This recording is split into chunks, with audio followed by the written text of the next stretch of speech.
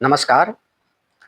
आखिर क्यों दुश्मनों से अधिक जब अपने ही सताने लगे तो क्या करें? क्या करें जब लाइफ में दुश्मनों से अधिक जब अपने ही सताने लगे तो क्या करना चाहिए ऐसे में?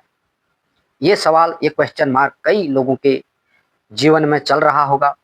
आप अनुभव कर रहे होंगे कि ऐसा कौन-सा रास्ता है जिस इससे बाहर निकलने का? तो दोस्तों, आखिर क्यों? ये क्वेश्चन मार्क है। और पिछली वीडियो में मैंने कहा था कि मैं इस क्यों को ढूँढने के लिए निकला हूँ और बचपन से ही इस क्यों को ढूँढने के लिए निकला था। तो मैंने कहा था कि नेक्स्ट वीडियो में इसका सॉल्यूशन और निकाल के आप लोगों को बताऊँगा। तो दोस्तों, स्वागत है आपका लॉजिकल मनोमंगल चैनल पर। तो सबसे पहले बात करेंगे लॉजिकल है क्या? तो लॉजिकल बोले तो न्याय संगत, तर्क संगत, मतलब न्याय मिलना चाहिए। जिसके साथ अन्याय हुआ है, जिसके साथ अत्याचार हुआ है, उसको न्याय मिलना चाहिए। तो मनोमंगल, कि आपका भी दिन मंगलमय हो, आपके साथ भी मंगल होना चाहिए। तो इसी को लेकर वीडियो बना रहा हूँ दोस्तों। आखिर क्यों दुश्मनों से अधिक जब अपने ही सताने लगे तो क्या करना चाहिए? मेरी जो लड़ाई है दोस्तों, अपनों के साथ है। जैसे महाभारत में, महाभारत में क्या है? दो भाई, एक ताऊ और एक चाचा। यही तो है महाभारत में। पांडु और धृतराष्ट्र, दो भाई।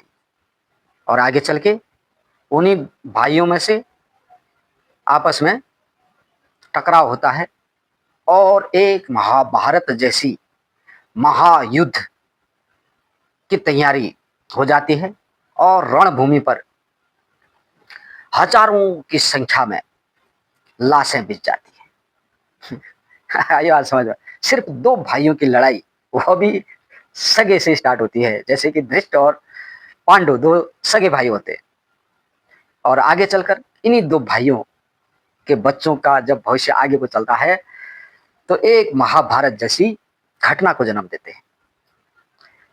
तो आखिर ये लड़ाई हुई क्यों? ये लड़ाई होती है दोस्तों जब आप दूसरे का हक छीनते हो, जब आप दूसरे की प्रॉपर्टी छीनते हो। और पांडव चाहते चाहते ही थे, वो शांति चाहते थे और उन्होंने एक बार बोला भी कृष्ण से कि हम नहीं चाहते हैं, अपना हक नहीं चाहिए हमको, हम तो कहीं भी रह लेंगे, जंगल में है, किसी और गांव में रह लेंगे। तो यहाँ पर उन्होंने ये मंत्र भी दिया कि जब कोई आपका हक छीन रहा है, आपके साथ अत्याचार कर रहा है, तो आपको भी अंगुली खड़ी करनी पड़ेगी, नहीं तो अत्याचार बढ़ता चला जाएगा और सृष्टि का जो बैलेंस है वो बिगड़ जाएगा। और सृष्टि का जब बैलेंस बिगड़ जाता है तो फिर प्रलय होना निश्चित होती है। ऐसा भगवान ने उस समय अर्जुन को भी और पांडवों को भी ये बताया। इसीलिए कायरता नहीं दिखानी है। जब कोई आपका हक मार रहा है तो आपको अपनी अंगुली खड़ी करके उसके खिलाफ आवाज उठानी ही पड़ेगी। ये शिक्षा मिलती है महाभारत से।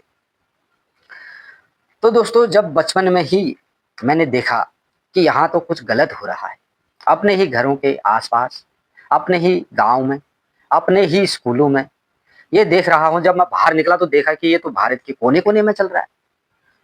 आखिर ये है क्या? मतलब अत्याचार की मैं बात कर रहा हूँ दोस्तों।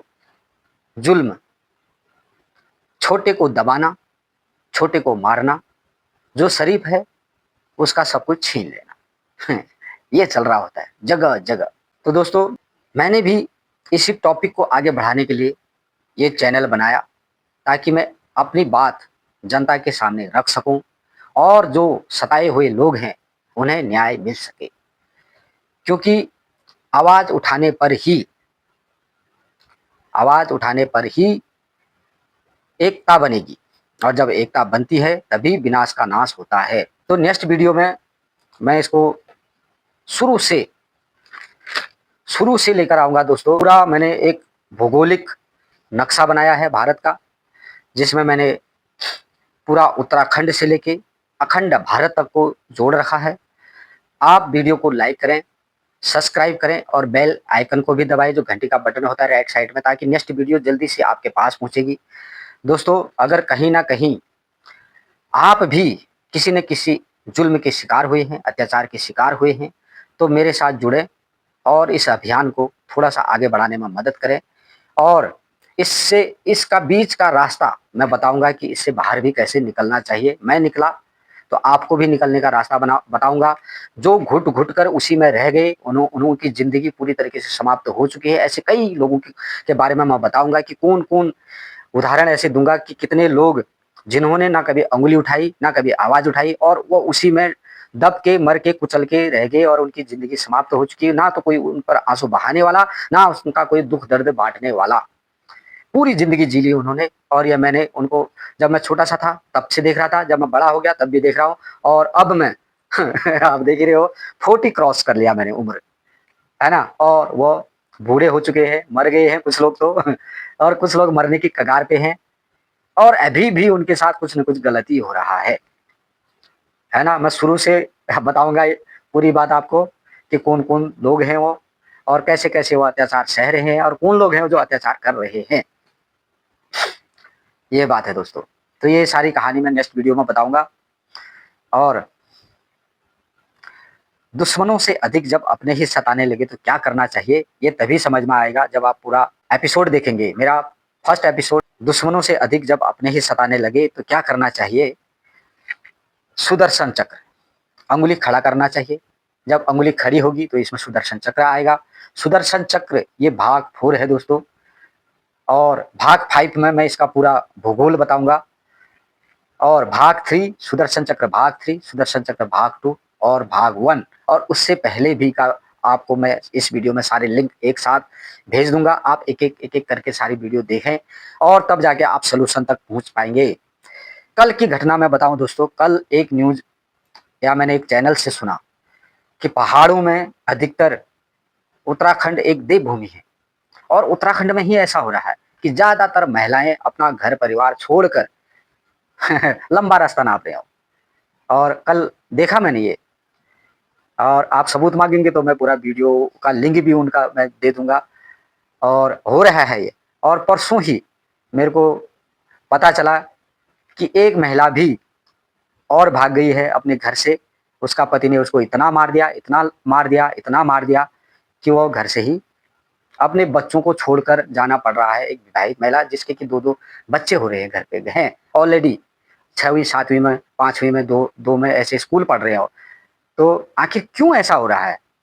क्या क्यों वो पति अपनी पत्नी को इतना ज़्यादा मार के भगा दे रहा है कि वो घर पे ही नहीं रहने दे रहा है, मतलब उसको भागना ही पड़ रहा है? क्यों ऐसा?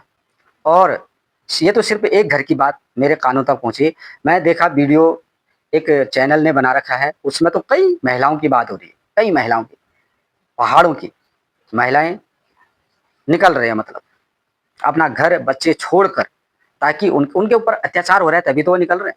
और ये अत्याचार करने वाले कौन हैं, इनको पहचानना है, आप लोगों को भी पहचानना है, और जो जुल्म जिनके साथ हो रहा है उनको भी पहचानना है। तो जब आप पहचानेंगे कि इससे पहले वाला एक वीडियो मैंने डाल रखा है दोस्तों, मेरा फेसबुक चैनल है पंकज जी कुमाऊनी गीत करके, जहाँ मैं संगीत और गीत गाकर सुनाता हूँ दोस्तों। उसमें गेहूँ पिसता आटा बनता, मतलब कि क्यों इंसान इस तरीके से पिस रहा है अपनों के ही चक्की में। आप उसके भाग 1 भाग 2 ज़रूर देखें दोस्तों, उसमें भी मैंने बता रखा है कि किस तरीके से अपना बचाव करना है इंसान को, कैसे करें अपना बचाव। Thank you. ये वीडियो यहीं पर समाप्त करता हूँ दोस्तों। नेक्स्ट वीडियो कल ही मैं आप लोगों को बताऊँगा, पूरा भौगोलिक बताऊँगा, पूरा नक्शा बताऊँगा। तब तक के लिए आशीर्वाद चाहता हूँ। धन्यवाद।